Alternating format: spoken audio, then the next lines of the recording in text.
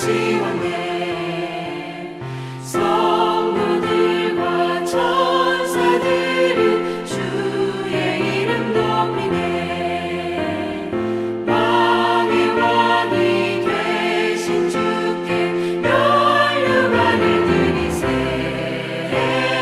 왕의 왕이 되신 주께 면류관을 드리세. 왕님들의 찬송 소리 하늘 높이 퍼진다. 하늘 보좌 바라보니 기쁨 한량 없도다. 왕의 왕이 되신 주께 면류관을 드리세. 왕의 왕이 되신 주께 면류관을 드리세. 아멘.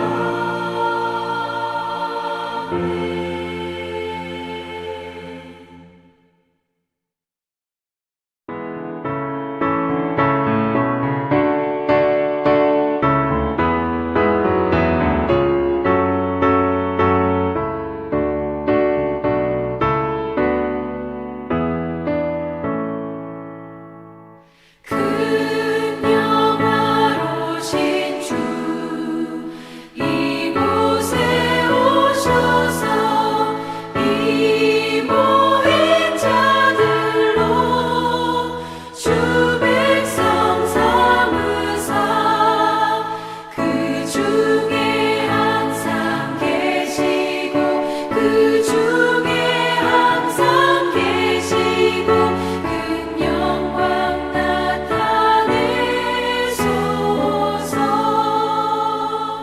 이 백성 기도와 또 예물 드림이 향례와 같으니 곧 받으옵소서.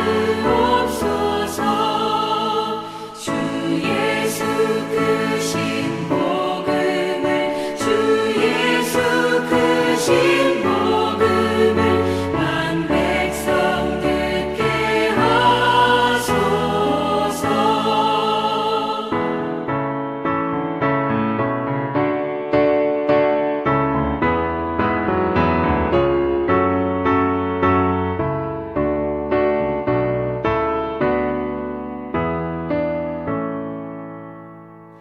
또 우리 자손들 다 주를 기리고 저 성전돌같이 기나게 하소서.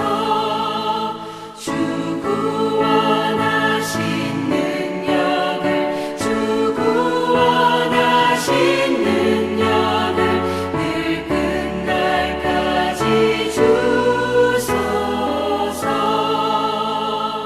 주 믿는 만민이 참 진리 지키며 옛 성도들 같이 주 찬송하다가 저 천국 보좌 앞에서 저 천국 보좌 앞에서 늘 찬송하게 하소서.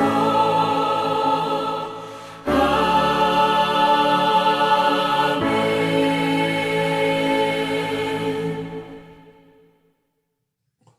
오늘 저희들이 살펴볼 본문은 계시록 22장 10절로 12절 말씀입니다. 계시록 22장 10절로 12절 말씀. 하나님께서 우리에게 마지막으로 들려주시는 거룩함에 대한 세 번째 권면의 말씀이십니다. 또 내게 말하되 이 두루마리의 예언의 말씀을 임봉하지 말라. 때가 가까우니라. 불의를 행하는 자는 그대로 불의를 행하고 더러운 자는 그대로 더럽고 의로운 자는 그대로 의를 행하고 거룩한 자는 그대로 거룩하게 하라. 보라, 내가 속히 오리니 내가 줄상이 내게 있어 각 사람에게 그가 행한 대로 갚아주리라. 아멘. 우리는 지난 2주에 걸쳐 6절로 9절 말씀을 살펴보았습니다. 여기에서 우리는 주님께서 우리에게 주신 3가지 권면의 말씀을 듣게 되었습니다. 첫째는 6절에서 말씀하고 있는 이 말은 신실하고 참된지라 라는 말씀을 통하여 성경에 기록되어 있는 하나님의 말씀이 하나님의 성품을 그대로 있는 그대로 드러낼 뿐만 아니라 절대적 진리의 말씀이라는 것에 대해서 우리는 배웠습니다. 그리고 두 번째는 7절에 기록되어 있는 이 두루마리의 예언의 말씀을 지키는 복이 있으리라 라는 말씀을 통하여 하나님의 말씀이 절대적 진리이기 때문에 우리는 또한 이 말씀에 절대적으로 순종해야만 한다. 이것이 너희가 복을 받는 통로다라는 것이었습니다. 이 말씀은 우리가 순종해야만 하나님의 복을 받아내는 것이 아니라 하나님의 복을 받은 자들은 순종해야 하며 또 순종함으로 하나님께서 주신 복의 깊이와 넓이와 길이와 높이를 더 많이 깨닫게 되므로 더욱더 그 복을 누리며 살게 된다라는 의미였음을 깨닫게 되었습니다. 그리고 세 번째로는 8절로 9절 말씀에 기록되어 있는 이 일을 내게 보이던 천사의 발 앞에 경배하려고 엎드렸더니 그가 내게 말하기를 나는 너와 내 형제 선지자들과 또 이 두루마리의 말을 지키는 자들과 함께 된 종이니 그리하지 말고 하나님께 경배하라 라는 말씀을 통하여 예배는 오직 하나님 한 분에게만 하는 것이라는 사실을 우리가 배웠을 뿐만 아니라 과연 예배가 무엇인가, 예배가 얼마나 엄청난 축복인가, 정말 우리가 이 공예배에 참석한다는 것이 어떠한 의미를 갖고 있으며 어떤 축복 가운데 들어가는지에 대해서 우리는 공부하게 되었습니다. 그러면 오늘은 세 번째 권면의 말씀인 10절로 12절 말씀에 대해 살펴보도록 하십시다. 원래 세 번째 권면은 11절과 12절 말씀입니다. 그런데 10절 말씀을 세 번째 권면의 말씀에 덧붙인 것은 지난주에 우리가 이 구절을 시간이 없어 살펴보지 못하고 넘어갔기 때문입니다. 그러면 오늘 우리가 읽은 10절로 12절 말씀을 다시 한번 읽어보도록 하겠습니다. 또 내게 말하되 이 두루마리의 예언의 말씀을 임봉하지 말라. 때가 가까우니라. 불의를 행하는 자는 그대로 불의를 행하고 더러운 자는 그대로 더럽고 의로운 자는 그대로 의를 행하고 거룩한 자는 그대로 거룩하게 하라. 보라 내가 속히 오리니 내가 줄 상이 내게 있어 각 사람에게 그가 행한 대로 갚아주리라. 아멘. 우리가 첫 번째로 살펴볼 말씀은 10절 말씀입니다. 10절에서 주님께서는 또 내게 말하되 이 두루마리의 예언의 말씀을 임봉하지 말라. 때가 가까우니라 라고 말씀하십니다. 주님께서는 지금까지 사도 요한을 통하여 말씀하신 말씀들을 임봉하지 말라라고 명령하십니다. 임봉하지 말라는 말은 여러분이 이미 아는 것처럼 이 말씀을 이제는 열어놓아서 모든 사람이 볼 수 있게 하라라는 의미입니다. 그런데 그 이유가 무엇인가 하면 때가 가깝기 때문이라고 보충 설명을 해 주십니다. 그렇다면 우리가 먼저 살펴보아야 하는 것은 어떤 때가 가까웠기에 이 말씀을 임봉하지 말라라고 하셨는지에 대해 우리는 알아야 할 것입니다. 그런데 때가 가깝다라는 말을 여러분은 어디에서 들어본 적이 있을 것입니다. 예, 여러분들 생각하신 대로 주님께서 공생애를 시작하시고 첫 번째로 말씀하신 말씀이 바로 이것이었습니다. 예, 세례 요한도 마찬가지죠. 세례 요한도 공생애를 하시면서 항상 뭐라 그러셨습니까? 회개하라 천국이 가까이 왔느니라. 그런데 주님도 공생애를 시작하시면서 첫 번째 하신 말씀이 회개하라 천국이 가까웠느니라 라고 말씀하셨습니다. 그렇다면 주님이 공적으로 사역을 시작하실 때 첫 마디가 뭐였습니까? 예, 회개하라와 천국이 가까웠느니라 라는 말씀이셨습니다. 그렇다면 회개하라 라는 말은 뭘 의미합니까? 예, 이 세상에 있는 모든 인간은 회개할 수밖에 없는 죄인이라는 사실입니다. 그래서 회개하고 돌이켜 하나님께로 돌아오라고 말씀하십니다. 그런데 그 이유가 뭐라고요? 예, 때가 가까우니라. 그렇다면 여기에서 때는 무엇입니까? 예, 천국이 가까이 왔기 때문에 지금 회개라 그러는 거거든요. 그러니까 여기서 말하는 때는 천국, 즉 하나님 나라입니다. 그렇다면 이 두루마리의 예언의 말씀을 임봉하지 말라, 때가 가까우니라 라는 말은 하나님 나라가 가까이 와 있기 때문에 지금 사도들을 통하여 말씀하고 있는 것, 지금 요한계시록뿐만 아니라 성경 전체를 지금 끝내는 지점이잖아요. 그러니까 성경 전체를 끝내는 지점에서 이 말을 하셨다고 한다면 성경 전체의 의미가 이제는 온전히 열려 있다라는 의미임을 우리는 알 수 있습니다. 즉 하나님 나라의 완성이 가까이 와 있기 때문에 이제는 더 이상 성경이 어떻게 된다? 임봉하지 않고 완전히 열려서 우리를 하여금 그것을 이해하고 깨달을 수 있게 해 놓아라 라고 말씀하시는 거예요. 그렇다면 하나님 나라는 언제 완성이 되십니까? 예, 우리 주님 예수 그리스도가 재림하시는 날 완성이 될 것입니다. 그렇다면 여기서 때가 가까웠다라는 말은 주님 그리스도의 재림의 날이 가까웠다라는 의미와 같습니다. 그렇다면 여기에서 여러분이 한 가지 의문이 생길 것입니다. 그것은 뭔가 하니 주님이 공생애를 시작하실 때 인간들이 회개해야만 하는 이유가 천국에 가까이 왔기 때문이라고 말씀하셨습니다. 그리고 제자들이 복음을 전하실 때에도 이 천국이 마치 금방 도래할 것처럼 말씀하셨습니다. 그런데 여러분이 이미 아시는 것처럼 주님이 이 땅에 오셔서 우리의 구원을 온전히 이루시고 하늘로 올라가신 때로부터 지금까지 얼마나 흘렀습니까? 예, 2000년이라는 정말 긴 세월이 흘렀습니다. 그렇다면 주님과 제자들이 한 이 말씀은 잘못 말씀하신 것 같다라는 생각이 들 것입니다. 그렇다면 성경에 이런 문장들은 잘못된 것들이 있을 수 있다. 그렇다면 성경은 절대적 진리가 아니다라는 생각이 들기도 할 것입니다. 또 이렇게 말씀하시는 분들이 있습니다. 그리고 사탄도 이러한 말씀을 근거로 해서 우리로 하여금 하나님의 말씀을 의심가게 할 뿐만 아니라 하나님의 말씀을 왜곡되게 해서 우리로 하여금 오해하게 만들기도 합니다.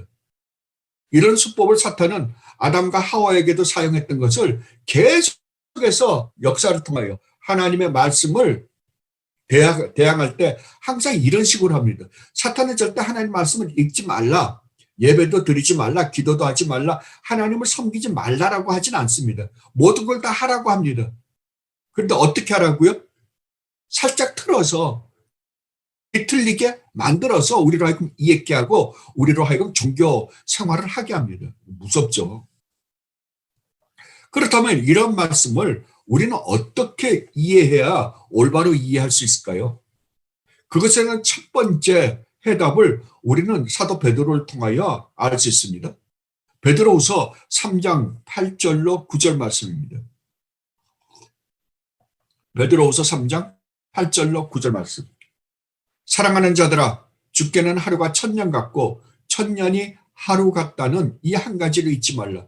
주의 약속은 어떤 이들이 더디다고 생각하는 것 같이 더딘 것이 아니라 오직 주께서는 너희를 대하여 오래 참으사 아무도 멸망하지 아니하고 다 회개하기에 이르기를 원하시느니라. 아멘. 사도 베드로는 우리가 지금 가지고 있는 질문을 대적하는 어떤 사람들로부터 받은 것 같습니다. 그래서 그에 대해 대답하고 계시는 것입니다. 바로 이것입니다. 하나님은 영원하신 분이십니다. 그러므로 영원하신 하나님의 시간 안에서 1000년은 하루, 아니 1초보다도 더 짧은 시간일 것입니다. 그러니까 하나님의 입장에서 보면 항상 천국이 어떻게 해요? 예, 바로 문 앞에 와 있다라는 것으로 언제든지 하실 수 있으십니다. 그런데 우리가 이 구절, 사도 베드로가 말씀한 이 구절을 가만히 들여다보면 이 구절 안에는 또 다른 이유가 있음을 우리는 발견하게 됩니다. 그 이유가 무엇입니까? 예, 주님께서는 한 사람이라도 더 회개하고 구원을 얻게 하시기 위해서 참고 기다려 주신다라고 사도 베드로는 말씀하십니다. 여러분, 저나 여러분 자신을 한번 곰곰이 생각해 보십시오. 주님이 만약 30년 전에 재림하셨다고 한번 가정해 보십시오. 그렇다면 분명 지금 이 예배에 참석해서 이 설교를 듣고 계시는 여러분들 중에서도 아마 구원받지 못할 사람들이 있을 것입니다. 여러분들은 엉뚱한, 여러분이 만약 예수님을 믿는다고 한다면, 그때도 믿었다고 한다면, 여러분은 혹 엉뚱한 기독교를 믿고 있다가 하나님의 무서운 심판을 받았을지도 모릅니다. 그리고 또 어떤 분들은 하나님을 알지 못하고 있었을 시간이었을지도 모릅니다. 그러나 우리 주님이 지금까지 참아주시고 재림을 미루어 주시기 때문에 우리가 구원을 얻게 된 것입니다. 이것은 분명 우리를 향하신 하나님의 놀라운 자비이십니다. 그리고 세 번째로 이 말씀의 의미는 이제 주님이 오셔서 모든 구원의 일을 마치시고 하늘로 돌아가신 순간부터의 모든 시간은, 이 세상의 모든 시간은 뭐라고요? 종말이라고요. 말세입니다. 이 의미가 이 말씀 안에 포함되어 있습니다. 여러분은 주님이 다시 오실 것이라는 사실을 분명히 믿고 기다리시는 분들입니다. 그렇다면 여러분은 주님이 언제 오시는지, 즉 몇 년도 몇 월 며칠에 오시는지 여러분이 아십니까? 아무도 모릅니다. 왜냐하면 주님이 분명히 이 날과 이 때는 오직 아버지의 뜻에 맡겨둔 것이다 라고 말씀하셨기 때문입니다. 우리 주님 자신도 모른답니다. 천사도 모른다고 분명히 말씀하셨습니다. 그때는 오직 하나님 아버지밖에는 모르신다라고 말씀하셨습니다. 그렇다면 주님이 하늘로 오르신 다음부터 주님의 재림을 기다리며 이 세상에 사는 모든 성도들은 어떤 마음으로, 구원받은 하나님의 백성들은 이 세상을 어떤 마음으로 살게 될까요? 예, 주님이 언제 오실지 모르기 때문에 오늘 우리 주님이 오실지도 몰라라는 마음으로 살 것입니다. 즉 오늘이 바로 우리가 사는 이 세상의 마지막 날이다라는 마음으로 살 것입니다. 그래서 성도인 우리에게는 오늘이 종말, 즉 말세인 것입니다. 이것이 주님의 재림을 기다리는 성도인 우리가 반드시 알아야만 하는 사실입니다. 성도는 반드시 이러한 마음으로 하루하루를 사는 사람들입니다. 즉 종말을 사는 사람들입니다. 그런데 세상 사람들은 어떻게 살아가고 있습니까? 예, 죽는다는 것을 외적으로 인정을 하면서도 그것이 당장 자신의 일은 아닐 것이다라는 마음으로 살고 있습니다. 마치 이 세상에서 자기가 죽는다는 거 알아요. 알지만 그 죽음을 실질적으로 받아들이지는 않고 살고 있습니다. 그리고 수많은 사람들이 죽음에서 위로를 받기 위해 어떤 사람들은 세상은 돌고 돈다. 즉 순환하는 세상이다라고 생각하며 위로를 받고 있는 사람이 있는 반면 어떤 사람들은 이 세상은 지금 일직선 안에서 진보되어 가고 있는 세상이다라고 생각하며 사는 사람들도 있습니다. 여러분, 그런데 이러한 사상들을, 이러한 생각들을 가만히 한번 곰곰이 여러분들이 시간을 두고 한번 생각을 해보십시오. 그러면 이러한 사상들이 얼마나 인간의 가치를 아주 보잘것없는 것으로 만드는지 우리는 금방 알 수 있습니다. 그런데 이러한 우스운 것들, 이러한 사상을 가지고 있는 사람들이 인권이니, 인간의 가치가 어떠하니, 또 도덕이 어떠니 하는 말을 하는 것을 보면 이들이 하는 이야기들이 모순덩어리임을 알 수 있습니다. 여러분, 이분, 그러니까 불교에서 주장하고 있는 인간이 죽으면 다음 세대가 또 있고, 아니면 인간이 이 땅에서 정말 많은 잘못을 저질렀으면 인간이 어떤 다른 동물로 태어나게 된다. 그러면 그 동물 중에 어떤 동물은 인간으로 태어나는 것이 있다는 거 아니에요, 계속해서. 그러니까 이 세상에 있는 것은 항상 동일한데 그것이 이렇게 순환하면서 매번 바뀌어진다. 그러니까 우리가 연속극 같은 거를 보면 뭐라 그러냐 그러면은 다음 세대에는 당신이 어떻게 할 것입니까? 라고 이야기하는 많은 장면들을 봅니다. 여러분 한번 생각해 보십시오. 인간이 잘못하면 다른 짐승과 같은 동물로 다음 세대에 산다. 근데 동물 중에서도 또 인간이 되어서 사는 동물도 있다. 여러분, 그러면 인간이나 동물이 뭐라고요? 같은 종이라고요. 같은 종. 거기에 무슨 인권이니 아니 인간의 가치를 어디서 따질 수 있으면 도덕이니 하는 것들이 있을 수 있습니까? 동물이 인간이요, 인간이 또 동물인데요. 참 우스운 이야기들 아닙니까? 그러니까 주님이 말씀하신 것처럼 인간들은 자신들이 똑똑한 것처럼 뭔가 있는 것처럼 철학적인 것 같이 생각하지만 가장 어리석고 미련한 것이 인간입니다. 이것이 사실이면 여러분이 현재 인간들이 사는 모습을 조금만 세밀하게 하나님 말씀을 가지고 들여다보면 똑똑히 알 수 있습니다.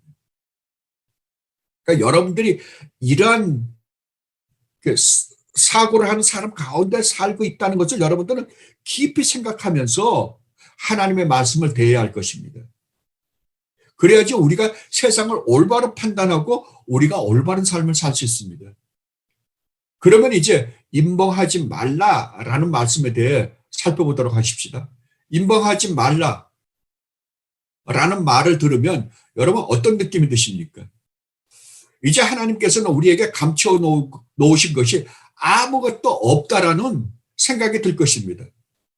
그렇습니다. 옛날에는 감춰둔 것이 분명히 있었습니다. 과거 구약에서는 모든 것이 감춰져 있었습니다. 어떤 모습으로요? 모형으로, 예표로, 그림자로, 상징으로 감춰져 있었던 것입니다. 그것은 처음 하나님이 인간이 타락했을 때 아담과 하와가 타락하자마자 아담과 하와에게 약속하신 창세기 3장 15절 9절부터 감추어져 있었던 것입니다. 하나님께서 타락한 아담과 하와에게 창세기 3장 15절과 같은 놀라운 약속을 해 주셨습니다. 그런데 그들에게 약속하신 여자의 후손이 누구인지, 또 여자의 후손이 와서 뱀의 머리를 짓밟고 뱀은 여자의 후손의 뒤꿈치를 상하게 한다는 말의 의미에 대해 전혀 이해하지 못하고 그 말씀을 봐두었던 것입니다. 그들에게 이 말씀이 어떻게 된 거예요? 감추어져 있었던 것입니다. 그리고 노아 방주가 의미하고 있는 것, 모세를 통하여 이스라엘 백성을 10가지 재앙으로, 마지막 재앙은 장자를 죽이고 건져내어 홍해를 걷는 것, 광야에 살게 하신 것, 가나안에 들어가게 하신 것 등의 의미에 대해 감추어져 있었던 것입니다. 그리고 성막을 지으라고 한 의미, 율법을 주신 의미, 성막에서 드리는 제사의 진정한 의미 또한 그들에게는 감추어져 있었습니다. 그렇다면 구약의 이러한 의미들이 언제까지 감추어져 있어야 한다고 성경은 말씀하고 있을까요? 이것에 대한 해답을 하나님께서는 선지자 다니엘을 통하여 이렇게 말씀하셨습니다. 다니엘서 12장 4절과 9절 말씀입니다. 다니엘서 12장 4절과 9절 말씀. 다니엘아, 마지막 때까지 이 말을 간수하고 이 글을 뭐라고요? 봉함하라고요. 9절에서는 이렇게 말씀하십니다. 다니엘아, 갈지어다. 이 말은 마지막 때까지 간수하고 봉함할 것이니라. 이 말씀을 언제까지 하고요? 마지막 때까지 봉함하랍니다. 그렇다면 마지막 때, 즉 말세가 언제입니까? 앞에서도 말씀드렸지만 주님이 오신 순간서부터 말세입니다. 그렇다면 주님이 오신 순간부터 우리 주님 예수 그리스도가 이 이 땅에 인간의 몸을 입고 오신 순간서부터 구약에 감추어져 있는 이 모든 비밀은 어떻게 된다는 말입니까? 예, 하나하나 우리 주님 예수 그리스도를 말미암아 풀린다는 말입니다. 그렇다면 예수님이 오셔서 구약의 모든 비밀을 다 풀어주셨습니까? 예, 여러분이 이미 아시는 것처럼 완전하게 풀어주셨습니다. 즉 여자의 후손이 누구신지, 왜 아벨의 제사는 받고 하나님이 받으시고 가인의 제사는 받지 않으셨는지, 노아가 지은 방주는 무엇을 의미하는지, 그리고 그 비가 상징하는 의미가 무엇인지, 아브라함은 누구를 상징하는지, 이스마엘과 이삭이 가지고 있는 상징성이 무엇인지, 왜 100살에 낳은 이삭을 바치라고 하셨는지, 그것도 왜 모리아 산에서 바쳐야만 하였는지, 왜 하나님께서 할례를 행하라고 하셨는지, 그리고 그 의미가 무엇인지, 모세는 누구를 상징하는지, 모세가 이스라엘 백성을 구원하기 위해 이스라엘 백성들이 있는 집 좌우 문설주와 임방에 바른 피의 의미가 무엇인지, 왜 이스라엘 백성을 육지를 통해 가나안으로 바로 인도하면 금방 들어갈 수 있는 길을 기어코 홍해 바다를 건너 광야에서 40년 동안 광야에서 데리고 나갔는지, 홍해의 의미가 무엇인지, 가나안이 의미하는 것이 무엇인지, 왜 성막을 지으라고 했으며 성막에서 제사를 드리라고 하셨는지, 제사의 의미가 무엇이었는지, 왜 사울을 버리고 다윗을 왕으로 세우셨는지, 시편 110편의 참된 의미가 무엇인지, 이사야 53장에 고난의 우리 주님 예수 그리스도에 관한, 고난의 메시아에 대한 참된 의미가 무엇이었는지 등등 수많은 구약의 의문들이 이제 성자 하나님이신 우리 주님 예수 그리스도가 인간의 몸을 입고 이 땅에 오시고 온갖 고난과 핍박과 조롱을 받으시고 십자가에서 죽으시고 부활하시고 승천하심으로 구약의 이러한 모든 모형과 옆의 상징들이 모두 어떻게 됐어요? 환히 드러나 버렸어요. 처음에 씨로 있던 씨가 싹이 나고, 싹이 난 다음에는 그게 무슨 나무인지 모르잖아요. 근데 그게 점점 나무가 되고, 그리고 나중에 열매까지 나서 꽃이 피고 열매가 나서 활이 되면 아, 이게 무슨 나무였구나 라고 알듯이 이제는 완전히 그렇게 씨로, 그 다음에 이파리로 이렇게 조금씩 자라면서 났던 그 모든 것이 우리 주님이 이 땅에 인간의 몸을 입고 오셔서 모든 고난을 받으시고 십자가를 지시기까지 하시고 부활하시고 승천하심으로 말미암아 구약의 모든 비밀이 다 드러난 거예요. 그러니까 구약을 해석할 때 뭘 갖고 해석해야 된다고요? 신약을 가지고 해석해야 된다고요. 신약이 어떻게 구약에 숨어 있었는가를 보려면 구약과 신약을 그렇게 조화시켜서 볼 때 구약은 예표요, 신약은 완성임을 우리는 알 수 있습니다. 그럼에도 불구하고 오늘날 신천지나 구원파와 같은 수많은 이단들은 자기들이 마치 어떤 비밀스러운 말씀을 가지고 있는 것처럼 사람들을 속이고 또 그런 속임수에 수많은 사람들이 추정하는 모습을 보고 있노라면 사탄이 얼마나 질기고 집념이 강한 녀석인지 혀를 두를 수밖에 없습니다. 그러나 이런 자들은 반드시 멸망할 것입니다. 그리고 사탄이 하는 수법은 뻔하다는 생각이 듭니다. 오늘날 신천지나 구원파와 같은 자들이 하는 소리들은 이미 과거에 다 써먹었던 것들을 다시 재탕해서 써먹고 있는 것뿐입니다. 과거에 이러한 자들을 누구라고 했습니까? 영주주의자들이라고 불렀습니다. 이단이었죠. 그런데 이 수법을 오늘날에도 그대로 사용하고 있는 모습을 봅니다. 여러분, 분명히 하십시오. 이제는 더 이상 하나님이 우리에게 숨겨둔 비밀은 없습니다.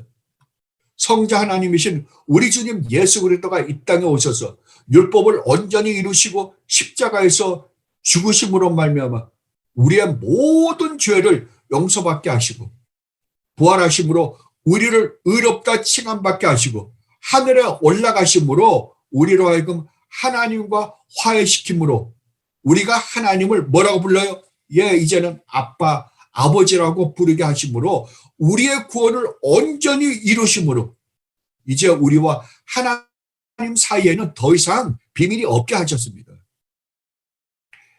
이것을 여러분은 분명히 하시고 더 이상 이런 이단에 귀를 기울이시는 일이 없기를 바랍니다. 그리고 이단에 빠져 있는 사람들을 여러분이 알고 있는 이 하나님의 놀라운 우리 주님 예수 그리스도로 말미암는 이 놀라운 구원의 약속들을 잘 설명해 주어서 그 사탄의 손에서 그들을 구원해내는 여러분들이 되시기를 진심으로 바랍니다. 이제 우리 아버지가 되시는 하나님께서는 우리에게 우리가 구원을 얻는데 필요한 지식을 숨겨두신 것이 아무것도 없습니다. 그리고 우리가 어떻게 이 세상을 살아가야 되는지에 대해서도 모두 다 열어놓으셨습니다. 그래서 우리는 신약 성경을 통하여 우리가 구원을 얻는데 필요한 모든 지식을 언제든지 얻을 수 있게 해 두셨습니다. 만약 어떤 사람들에게 이 말씀이 닫혀 있다면 말씀 자체가 닫혀 있는 것이 아니라 그들의 마음이 닫혀서 그들이 열려있는 하나님의 말씀을 깨닫지 못하는 것뿐입니다. 그래서 주님과 사도들이 이렇게 말씀하셨던 것입니다. 나의 복음과 예수 그리스도를 전파함은 영세전부터 어떻게 된 거예요? 감추어졌다가 이제는 어떻게 해요? 나타내신 바 되었다고요. 나타내신 바 되었으며 영원하신 하나님의 영을 따라 선지자들의 글로 말미암아 모든 민족이 믿어 순종하게 하시려고 알게 하신 바 그 신비의 계시를 따라 된 것이니 이 복음으로 너희를 능히 견고하게 하실 지혜로우신 하나님께 예수 그리스도로 말미암아 영광이 세세무궁하도록 있을지어다. 아멘. 그리고 에베소서에서는 이렇게 말씀하십니다. 에베소서 3장 5절 말씀입니다. 이제 그의 거룩한 사도들과 선지자들에게 성령으로 나타내신 것 같이 다른 세대에서는 사람의 아들들에게 어떻게 했다고요? 감추어 놓으셨다고요. 알리지 아니하셨다고요. 그런데 이제는 어떻게 됐다고요? 다 알게 되었다고요. 다 열어놓으셨다고요. 베드로전서 1장 12절에서는 이렇게 말씀하십니다. 이 섬긴 바가 자기를 위한 것이 아니요 너희를 위한 것임이 계시로 알게 되었으니 이것은 하늘로부터 보내신 성령을 힘입어 복음을 전하는 자들로 이제 너희에게 알린 것이요 천사들도 살펴보기를 원하는 것이냐. 그러니까 누구에게까지 감추어져 있었어요? 예, 천사들에게까지 감추어졌던 그것이 이제는 완전히 우리 주님 예수 그리스도로 말미암아 드러나게 되었다라고 말씀하십니다. 그게 봉하지 말라예요. 그러니까 우리는 언제든지 하나님의 뜻을 알려면 어디로 들어가면 되는 거예요?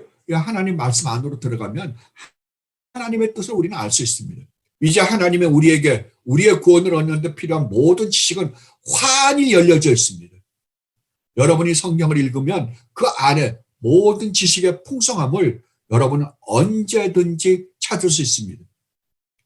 그러므로 여러분이 성경을 매일매일 상고함으로 하나님의 풍성한 은혜를 맛보면서 하는 여러분들이 되시기를 진심으로 바랍니다.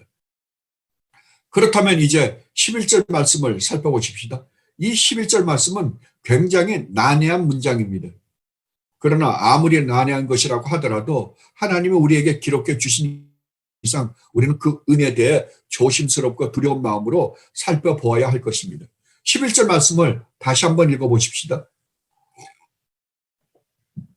불의를 행하는 자는 그대로 불의를 행하고 더러운 자는 그대로 더럽고 의로운 자는 그대로 의를 행하고 거룩한 자는 그대로 거룩하게 하라. 아멘. 어떻습니까? 이 말이 죄를 짓는 사람들은 계속 죄를 짓게 내버려 두고 의롭고 거룩하게 사는 자들은 그대로 의롭고 거룩하게 살게 내버려 두어라 라는 의미일까요?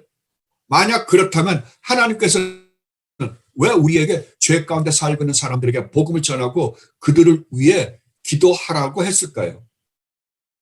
하나님 분명 우리에게 죄 가운데 있는 사람들에게 복음을 전하고 기도하라고 말씀하셨다는 사실을 생각해 보면 우리는 이 문장을 우리가 지금 읽는 그대로 말씀 그대로가 아님을 우리는 알 수 있습니다.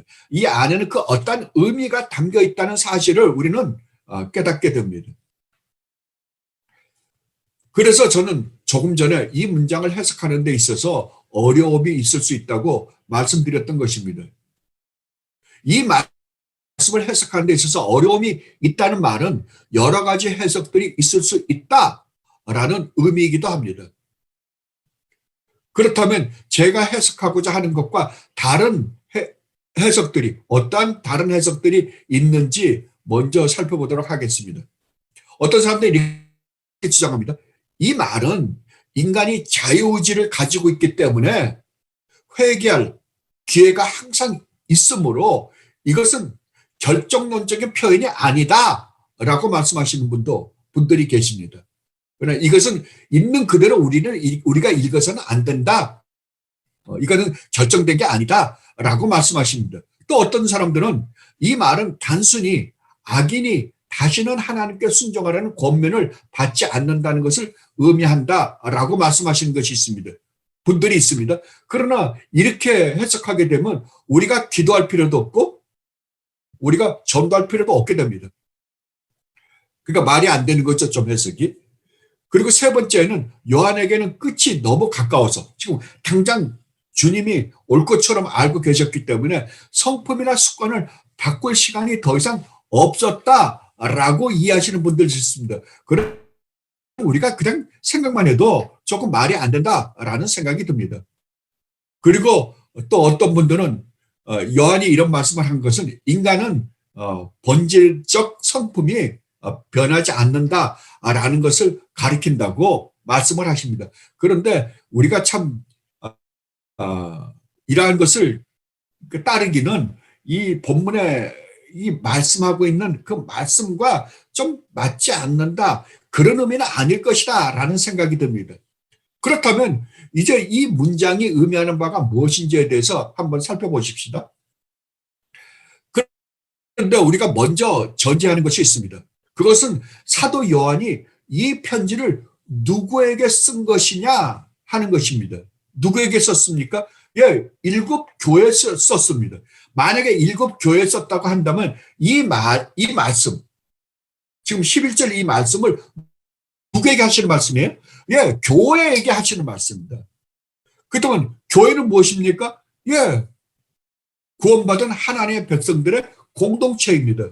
그렇다면 교회에게 말씀하신다는 것은 지금 예수님을 믿는다라고 하는 사람들에게 이 말을 하는 거예요. 그러면 예수님을 믿는 사람들에게 뭐라고요?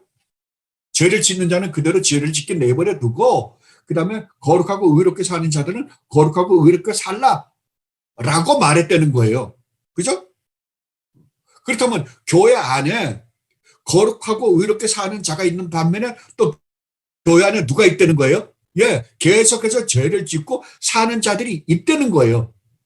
그들을 향해서 이런 말씀을 하셨다고 한다면 이 말씀이 그들에게 만약에 계속해서 예수를 믿는다라고 하면서도 교회 안에서 계속해서 죄를 짓고 있는 사람들에게는 이 말씀이 어떤 말씀이 될 거예요? 예, 경고의 말씀이 되겠죠. 회개하고 돌아오라는 말씀이 되겠죠. 그런데 또 의롭고 거룩한 말씀을 사는 사람들에게는요. 이 말씀을 들음으로 말미암아 더 그들이 정말 하나님의 뜻을 쫓아 어떻게 살아야 되는가 라는 것을 깨닫고 점점 더 거룩하고 의롭게 사는 것이 자기네들의 본분임을 깨닫고 가게 만드는 거예요. 그래서 권면이에요.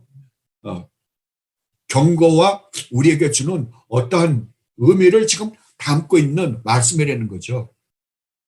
그러니까 전혀 예수님을 믿지 않는 자들에게는 이 권면의 말씀이 상관없는 말씀이 되는 것입니다. 그러니까 이러한 것들을 여러분들이 염두에 두시고 이제 제가 해석하는 그 해석을 따라와 보시기 바랍니다. 이 문장은 다니엘서 12장 10절을 인용한 구절입니다. 그렇다면 우리가 다니엘 10장에서 다니엘이 이 말씀을 하셨을 때 어떤 의도로 이 말씀을 하셨는가를 보면 올바로 깨달으면 이게 그 말이었구나 라고 우리는 알 수 있습니다. 그러면 다니엘 9장 12장 9절로 10절 말씀을 한번 읽어보십시다. 그러면 지금 10절로 12절 말씀을 그대로 인용한 계시록 22장 10절로 11절 말씀이 다니엘서 12장 9절로 10절 말씀을 인용하는 것이기 때문에 우리는 금방 알 수 있습니다. 다니엘서 12장 9절로 10절 말씀입니다. 그가 이르되 다니엘아 갈지어다. 이 말은 마지막 때까지 간수하고 뭐라고요? 봉함할 것이니라. 봉함할 것이니라라는 것을 어떻게 지금 사도 요한이 바꾼 거예요? 봉함하지 말라예요. 그죠? 많은 사람이 연단을 받아 스스로 정결하게 하며 희게 할 것이나 악한 사람은 악을 행하니니 악한 자는 아무것도 깨닫지 못하되 오직 지혜 있는 자는 깨달으리라. 다니엘이 지금 이 말씀을 누구에게 한 거예요? 이스라엘 백성들에게요. 그렇다면 이 말씀을 지금 주님께서는 요한계시록에 인용하여 말씀하고 계시는 것입니다. 그렇다면 우리가 이 구절을 해석하기 위해서 우리는 다니엘 12장이 무엇을 말씀하고 있는 장인지에 대해 그 분위기를, 그 내용을 분명히 알아야만 합니다. 그렇다면 먼저 다니엘 11장을 먼저 간단하게 제가 여러분들에게 정리해 드리겠습니다. 다니엘 11장의 내용은 메데, 바사, 그 다음에 마게도냐 왕국, 그리스, 그리고 로마가 어떻게 역사 안에서 나타날 것인지에 대해서 말씀하신 장이에요. 그러니까 페르시아 왕국이 강성해질 거고 그 다음에 그리스의 아테네가 무너지기 시작할 무렵에 북쪽의 작은 국가인 마게도니아가 아리스토텔레스의 제자였던 알렉산더 대왕이 나타나 시리아, 이집트, 메소포타미아, 페르시아의 왕 다리우스 3세를 몰아내고 이 나라를 정복할 것이며 또 예루살렘 성전까지 파괴시켜 버리고 말 것이라는 것에 대한 예언입니다. 그리고 그 다음에 어떤 나라가 쓰냐 그러면 로마가 세워지고 로마가 전 세계를 정복할 것이고 그때 우리 주님 예수 그리스도가 오실 것이라는 것을 말하는 데가 어디냐 그러면은 다니엘서 11장입니다. 그러니까 우리 주님 예수 그리스도가 오신다는 것까지를 말씀하세요. 그러니까 로마가 전 세계를 정복할 것이고 그때 우리 주님이 오실 것이다. 그리고 이제 마지막 다니엘서 12장 마지막 장인 12장에서 이렇게 말씀하십니다. 자, 12장 전문을 한번 읽으면서 제가 설명해 드릴게요. 그때에는 우리 주님이 나타나실 때입니다. 내 민족을 호위하는 큰 군주 미가엘이 일어날 것이요. 또 환란이 있으리니 이는 개국 이래로 그때까지 없던 환란일 것이며 이것은 이스라엘과 예루살렘 성전 파괴에 대한 예언입니다. 그때 내 백성 중 책에 기록된 모든 자가 구원을 받을 것이다. 그러니까 구원은 무슨 우리가 행하는 행위로 받는 게 아니라 하나님의 생명책에 기록된 자가 받는다고 이미 다니엘이 말씀을 하고 있습니다.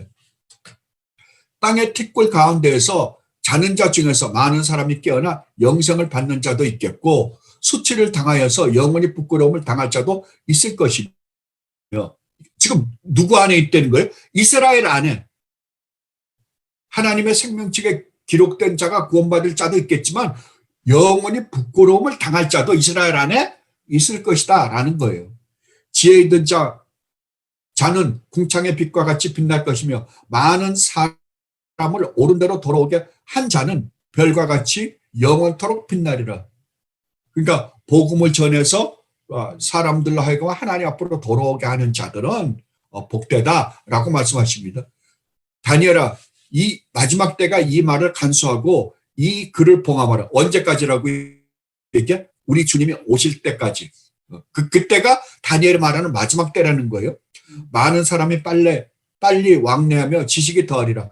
나 다니엘이 본즉 다른 두 사람이 있어. 하나는 강 이쪽 언덕에 섰고 하나는 강 저쪽 언덕에 섰더니 그 중에 하나가 세마포 옷을 입은 자. 여기서 세마포 옷을 입은 분은 다니엘서를 보면 우리 주님 예수 그리스도를 예표로 하고 있는 분입니다. 곧 강물 위쪽에 있는 자에게 이르되 이 놀라운 일의 끝이 어느 때까지냐 하니 내가 들은즉 세마포 옷을 입고 강물 위쪽에 있는 자가 자기의 좌우손을 들어 하늘을 향하여 영원히 살아계시는 이를 가리켜 맹세하여 이르되 반드시 한때 두때 반때를 지나서 성도의 권세가 다 깨지기까지 이리. 자, 여기서 한때 두때 반때를 여러분들 어디서 보신 것 같죠? 어디예요? 예, 계시록에서 그러잖아요. 그러나 한때 두때 반때 42개월 1260일 이건 뭘 가리켰어요? 예, 1000년이에요. 그러면 여기서 보세요. 이 한때 두때 반때는 언제냐 그러면은 예수님이 초림해서 예수님이 다시 오실 때까지 그 천년 기간이었어요. 근데 그 천년 기간이 어떤 일이 벌어지냐 그러면 성도의 권세가 다 깨진답니다. 그러면 마지막 종말에는 성도들이 어떻게 된다고요? 다 깨져서 교회는 완전히 망하는 모습으로 더 이상 기독교는 이 세상에 존재하지 않은 모습으로 갈 때까지. 그러니까 언제까지, 언제를 이야기하냐 그러면 또 여기서는 주님의 재림 때를 지금 이야기를 하고 있는 거예요. 그렇게 되면 이 모든 일이 다 끝나리라 하더라. 그러니까 주님, 성도의 권세, 교회가 완전히 더 이상 구원받을 사람이 없을 때까지 완전히 몰락하면, 그러니까 이 세상에 이제 교회가 어떻게 된다고? 몰락해 갈 거라고요.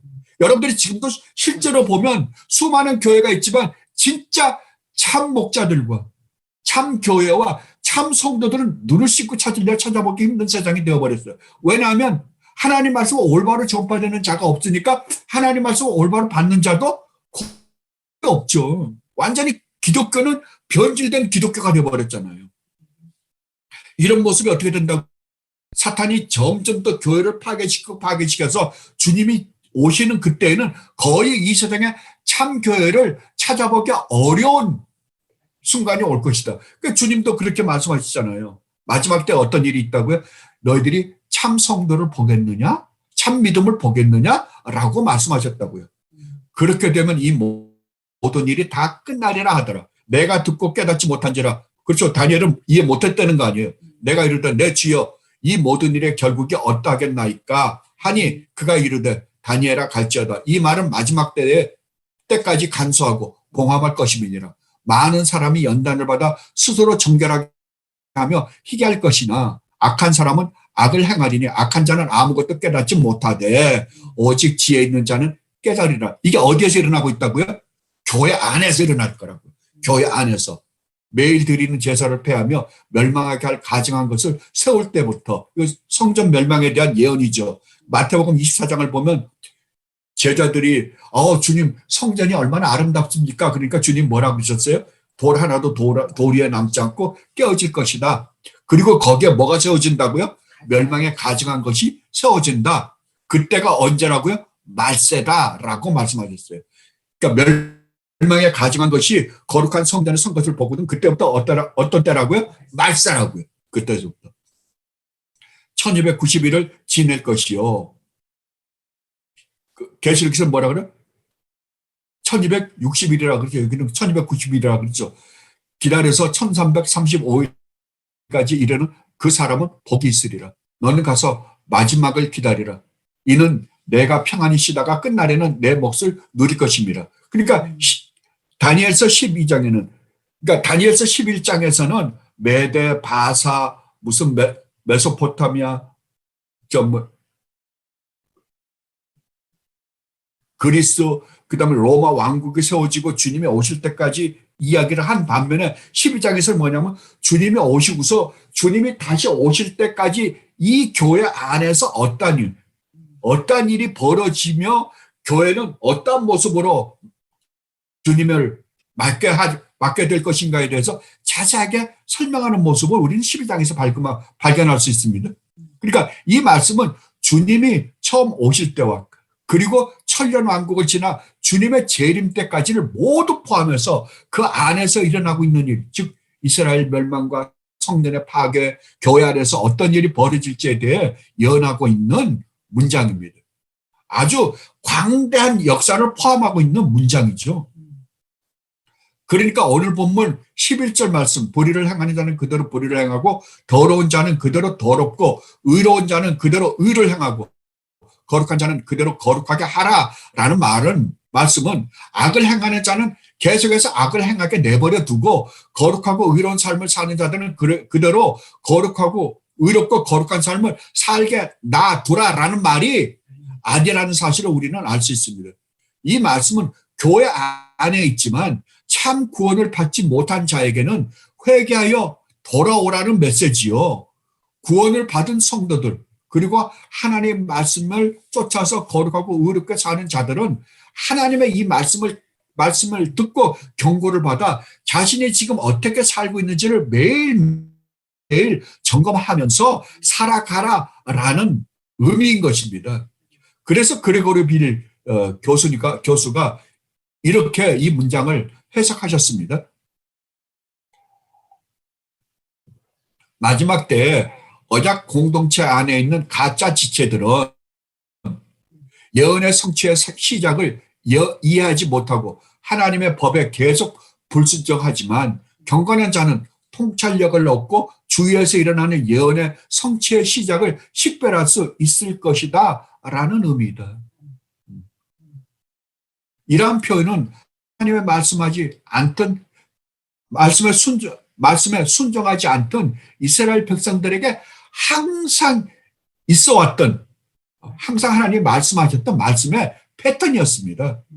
이사야서 6장 9절로 10절 말씀을 보면 이렇게 기록하고 있습니다. 여호와께서 이르시되 가서 이 백성에게 이르기를, 이 백성은 누구예요? 이 하나님의 백성이라고 칭함받은 이스라엘입니다. 이르기를 너희가 듣기는 들어도 깨닫지 못할 것이요 보기는 보아도 알지 못하리라 하여 이 백성의 마음을 둔하게 하며 그들의 귀가 막히고 그들의 눈이 감기게 하라. 이게 그렇게 하라는 거예요? 아니면 정신 차리는 말이에요. 염려하건대 그들이 눈으로 보고 귀로 듣고 마음으로 깨닫고 다시 돌아와 고침을 받을까 하노라. 그러니까 이것은 그들에게 지금 너희가 지금 무슨 짓을 하며 살고 있는지 아느냐? 정신 차리고 회개하고 돌아와 라고 이야기하는 거예요. 그리고 예레미야 44장 25절을 보면 만군의 여호와 이스라엘 하나님께서 이와 같이 말씀하시되 너희와 너희 아내들이 입으로 말하고 손으로 이루려 하여 이르기를 우리가 소원한 대로 반드시 이행하여 누구에게? 하늘의 여호와에게 분향하고 전제를 드리리라 하였은즉 너희 소원을 성취하며 너희 소원을 이행하라 하시는. 뭐라고요? 이스라엘 백성들이 지금 하나님 외에 다른 우상을 섬기니까 어떻게 하라? 너 그렇게 하라고, 그냥 하라고. 그럼 그렇게 하라는 거예요? 정신 차리고 돌아오라는 거예요. 그러니까 부모들이 자식이 하도 말썽을 부리면 뭐라 그래? 차라리 나가서 되져라. 그럼 나가서 죽으라는 말이에요, 그게요? 제발 그 짓 좀 하지 말고 착하게 살아라라는 말이잖아요. 하나님도 그렇게 똑같이 표현하셔요. 에스겔서 20장 39절에서도 이렇게 말씀하십니다. 주 여호와께서 이같이 말씀하셨느냐. 이스라엘 족속과 너희가 내 말을 듣지 아니하려거든 가서 각각 우상이나 섬겨라. 우상 섬기라는 말이에요? 섬기지 말란 말이에요. 섬기지 말란 말이죠. 그렇게 하려거든 이후에 다시는 너희 예물과 너희 우상들로 내 거룩한 이름을 더럽히지 말지니라. 그러니까 이러한 말씀들은 그렇게 내버려 두라는 게 아니라 제발 정신 차리고 회개하고 정말 돌아와서 거룩하고 의로운 올바른 삶을 살아라. 제발 내 속 좀 썩이지 말고, 이런 의미를 담고 있다는 말이죠. 그렇다면 정말 오늘날 우리 주님을 믿고 구원받았다고 고백하시는 여러분은 이런 하나님의 말씀을 듣고 자신들이 어떻게 살고 있다고 생각하십니까? 역시 여러분도 혹시 나는 예수 그리스도 믿어 구원을 받았다고 생각하면서도 삶으로는 믿지 않는 자들과 같은 삶을 혹시 살고 있지는 않습니까?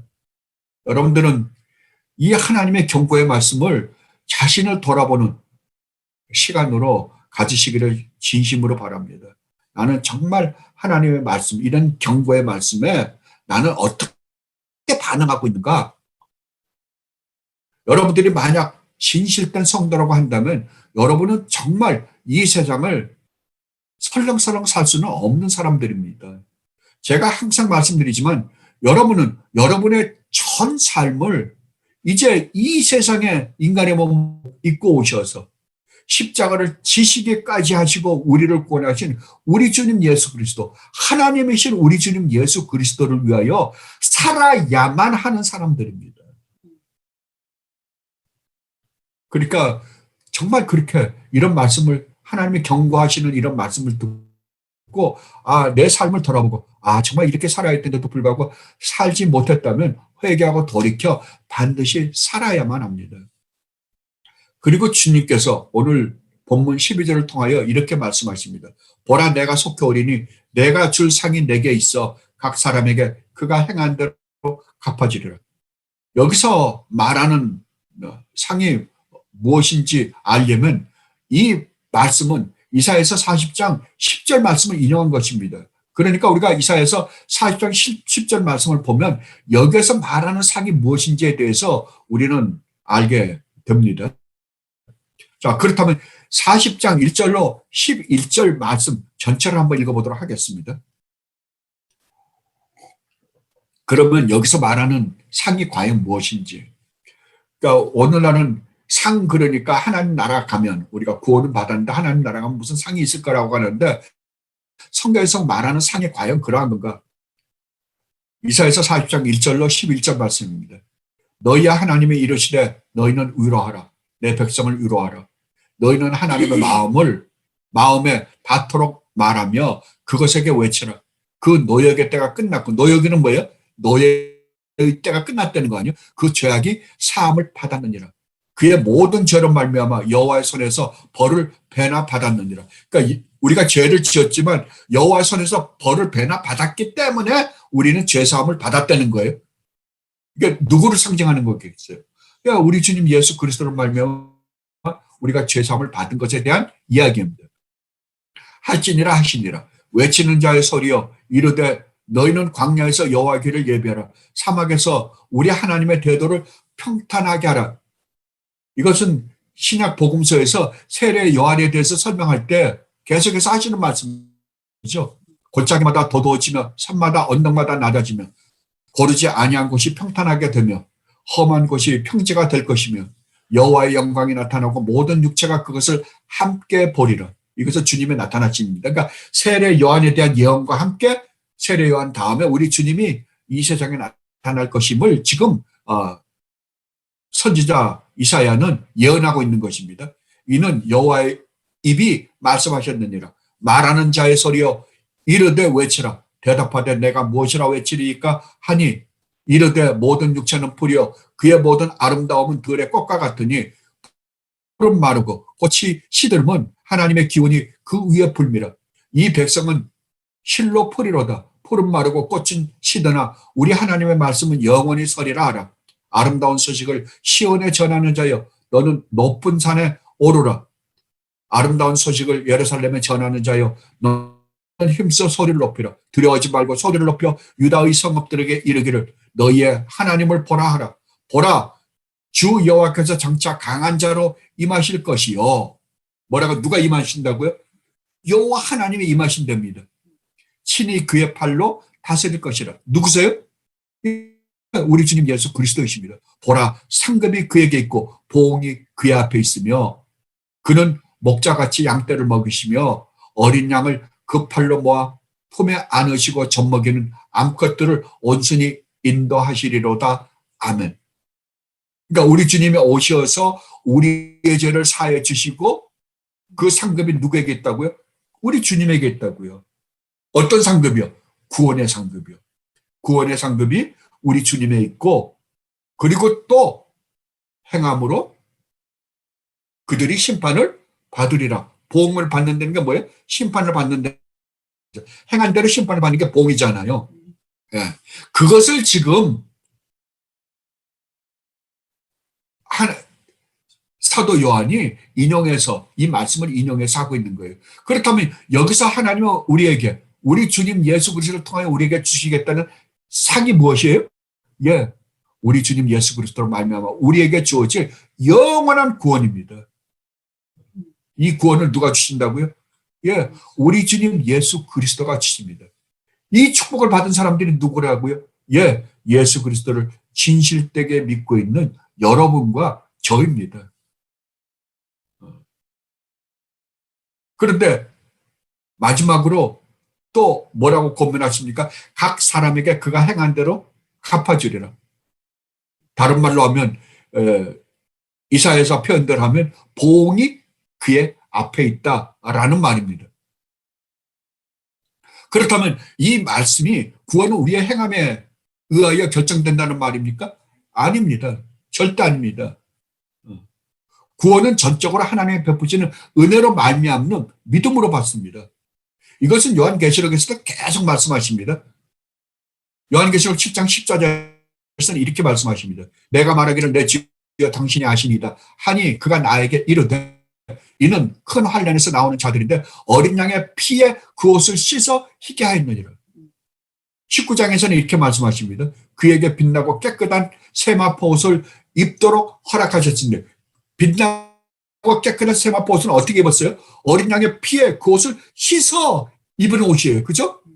그런데 이 세마포의 옷은 성도들의 옳은 행실이로다. 자, 분명히 예수 그리스도의 어린 양의 피로 씻어서 빛나고 깨끗한 세마포 옷을 입었는데 그 세마포 옷이 또 우리들의 옳은 행실이랍니다. 그리고 22장에서는 이렇게 말씀하십니다. 자, 자기 두루마리를 빠는 자들이 복이 있으니 이는 그들이 생명나무에 나아가며 문들을 통하여 성에 들어갈 권세를 받으려 합니다. 자, 얼마나 재밌어요. 요한계시록에서 지금 말씀하시기를 분명히 어린 양의 피로 말미암아 나를 깨끗이 씻어서 흰옷을 입었는데 그 흰옷이 뭐라고요? 우리들의 행함이랍니다. 그러면 우리 주님 예수 그리스도의 피로 구원함을 받은 사람과 행함은 밀접한 관계를 가지고 있다는 말이잖아요. 그죠? 이 말의 의미가 무엇인가? 이 말의 의미를 그레고리 빌 교수님은 이렇게 말씀하셨습니다. 행위는 최후의 심판에서 구원의 필수 조건으로 지금 말하고 있는 것처럼 들리잖아요. 간주된다. 그러나 어떻게 그럴 수 있는가? 이렇게 말씀하세요. 행위는 사람의 구원에 궁극적이고 원인적이고 필수적인 조건을 이미 만족시킨 것, 곧 그리스도의 죽음과 부활로 말미암는 죄로부터의 대속적 정당화를 증명하는 표지이기 때문이다.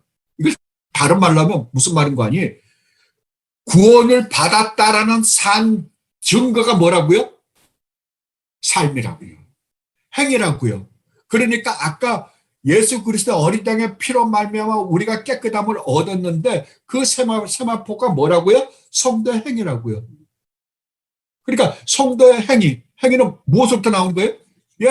예수 그리스도 어린 양의 피로 깨끗하게 씻은 사람들에게서 표지로 나타나는 것이 행함이다 라고 이야기하는 것이라고 지금 그레고리 빌 교수님이 말씀하시는 거예요. 저는 이 해석보다 더 간결하고 명료하게 설명할 수 없습니다. 이것을 우리 주님께서는 뭐라고 그러셨냐 그러면 열매로 나무를 안다라고 말씀하셨고, 이것을 사도 야고보께서 야고보서를 통하여 우리에게 얼마나 간절하게 말씀하셨는지 모릅니다. 이 말씀을 오늘 우리 주님께서는 정말 말씀을 마치면서 세 번째 권면, 즉 경고의 말씀으로 우리에게 말씀해 주고 계시는 것입니다.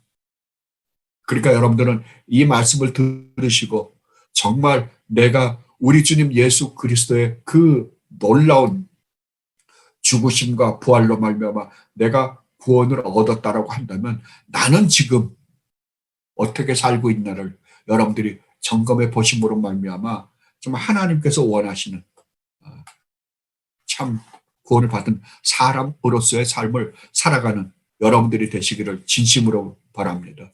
오늘 말씀을 다시 한번 읽는 것으로 말씀을 마치도록 하겠습니다. 또 내게 말하되 이 두루마리의 예언의 말씀을 임봉하지 말라. 때가 가까우니라. 불의를 행하는 자는 그대로 불의를 행하고 더러운 자는 그대로 더럽고 의로운 자는 그대로 의를 행하고 거룩한 자는 그대로 거룩하게 하라. 보라, 내가 속혀 오리니 내가 줄 상이 내게 있어 각 사람에게 그가 행한 대로 갚아주리라. 아멘. 아버지 하나님, 참 아버지는 자비로우시고 은혜로우시고 노하기를 더디하시는 분이십니다. 어찌 이렇게까지 저희들에게 자상하게 말씀해 주십니까? 이렇게 자상하게 설명해 주셨는데도 불구하고 미련한 저희들이 아버지의 말씀을 온전히 깨닫지 못하여 아버지 뜻대로 살지 못할 때가 얼마나 많았는지 모릅니다. 아버지, 그러나 이제 저희들이 그렇게 살겠습니다. 우리 주님 예수 그리스도로 말미암아 하나님께서 직접 내려오셔서 모진 고난을 다 받으시고 십자가에서 죽기까지 하시고 부활하심으로 저희를 구원하시고 의롭다함을 얻게 해주시고 하나님과 화해시켜 주시고 하나님을 아버지라고 부르며 영원한 생명을 주셔서 영원한 주님의 나라에서 살게 해주셨는데 어찌 아버지의 말씀에 순종하며 살지 않을 수가 있단 말입니까? 오늘 다시 한번 또 아버지께서 저희들에게 이렇게 경고의 말씀을 주셨으니 그 말씀을 또 새기고 마음판에 새겨서 아버지를 기쁘시게 해드리며 아버지께서 원하시는 거룩하고 의롭고 선한 삶을 살다가 아버지 부르실 때 아버지 앞에 갈 수 있는 저희들 되게 하여 주옵소서. 감사하며 우리 주님 예수 그리스도 이름으로 기도드립나이다. 아멘.